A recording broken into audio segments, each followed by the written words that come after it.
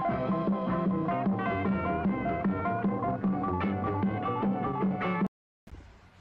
everyone, hello, welcome back to the channel. Contrary to popular belief, I'm not dead. There were some rumours going around, but no, still alive. The old ticker is still kicking. I wanted to come on today to talk about an 80s band. I've been, last month, Netflix released a certain documentary about an 80s band that was showing in the cinema, and I thought I'd go and give it a watch because, I mean, who doesn't like 80s music? And it hit me like a ton of bricks, and now they're one of my favourite bands. And although obviously their songs are so iconic that everyone has heard them at some point in their lives, like the Beatles, I just never really looked into them that much. But on a whim, I went to go see it in the cinema. I walked into the wrong screening, then realised as that started, oh shit, well, that's some sort of play, I'm in the wrong one. I had to climb out of the row because I'd sat in the middle between all these people. It was so fucking embarrassing. But I got out, sat in the right one. It's funny that the wrong one, some sort of play, was packed. It was a full house. I got out of there, went into the right screen, and I was almost the only one in there. There was like 3 other people, which is a shame. It was like a one-day showing for this band, and like I said, hit me like a ton of bricks. I love them, and I've been addicted to their music ever since. And if you haven't guessed, that band I have right here is Wham. Wham! George Michael and Andrew Ridgeley create some of the best pop music you will ever listen to in your life. I absolutely adored it. I won't go too much into the documentary because it has almost been a month since I've seen it, but generally it's very good because, you know, a lot of people might discredit Andrew Ridgeley because George Michael is this pop icon who sold over 120 million records. Now I'm not sure if that includes Wham. I don't think it does.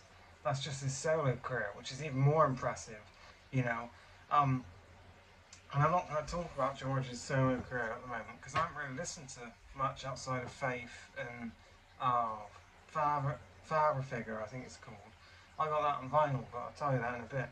This was the singles Echoes from Heaven, which is what they released in conjunction with the documentary. And yeah, no, I've been hooked, I'm not going to lie. I have to admit, they released a greatest hits album in the 80s that has a sort of white cover, and I can't remember what it's called off the top of my head, but there's different sort of mixes on that one, including Wham Rap, which is like the American mix, and at least in my opinion it sounds better than the mixes we got on this. But anyway, let me show you this. This is cool to have. I mean, they only ever released 2 albums, which I'll show you in a sec. Of course I got them. But there they are, the beautiful bastards themselves. I mean, you can't go wrong. They're such a good band. And even better, nice sleeves, but even better, nice lime green bright vinyl. Blah. You can never go wrong with that. I'll show you the other one. Every song I've heard of theirs is just brilliant. And then you've got some lovely pictures and the sales, which is really cool. And of course, I mean, everyone knows Wake Me Up Before You Go Go, but that was like their biggest hit, and that was just massive everywhere. But I mean, Wham Rap is so good, and it is crazy to me that another thing about the documentary and about Andrew Ridgeley is the fact that George Michael couldn't have done it on his own so George Michael is Greek or Cypriot, I forget which one. George Michael is not his real name, but I cannot begin to pronounce what his real name is. Andrew Ridgeley calls him Yog, so we'll call him Yog. But he came from a strict, no music background, and a lot of, I don't want to say foreign families, but it's sort of like a thing, they expect their kids to grow up and be a doctor or be have a successful job, and usually music is not in that. And I believe he said that his father had banned him from listening to music or buying records. Obviously he didn't listen, but because of all that, he sort of wasn't very confident, and he didn't believe that he could sing. And that's why on something like Wham Rap, he is rapping because he didn't think he could sing. And it was Andrew Ridgeley, pushing him and giving him the confidence that made George Michael who he is. And on their last ever live tour together, he said it on stage that I couldn't have done it without you. And, so when people mock Andrew Ridgeley, he was a big deal. We wouldn't have had this music or George Michael without him. And he wrote the melody for Careless Whisper, which is... No, I get confused with Careless Whisper because it was released as a George Michael solo track. They agreed they'd do that, but it's also on a Wham album. But for whatever reason, it was excluded from this, which is a shame. But, all these other songs, Wham Rap is great. The chorus is just amazing. I absolutely love it. Wham, bam, I am the man. You can tell me. Sorry. Young Guns is fantastic, and I love the bridge on Young Guns. It's just so catchy and upbeat. Bad Boys. So the first three songs have a more rap and a more 70s flair to them, like disco. Whereas, although it was now the 80s, the disco scene was still quite popular in the UK clubs at the time. And then, obviously, I'm going by the documentary and stuff I've learned from my parents. I weren't alive at the time. I know I look it, but... And then you've got Club Tropicana onwards is when they really get into their swing with the 80s stuff. And it was actually really jarring because, the record label wanted this. They wanted this sort of bad boy attitude. And George Michael, the band, Wham, they wanted to grow out of that. And Club Tropicana is just brilliant. I'm not going to sing it, although I probably can sing every other song on here. But I love the music video as well.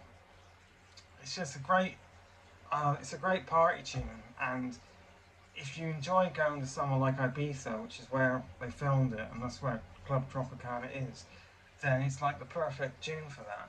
But then you get Wake Me Up Before You Go Go, which is just, easily a contender for one of the best 80s pop songs ever.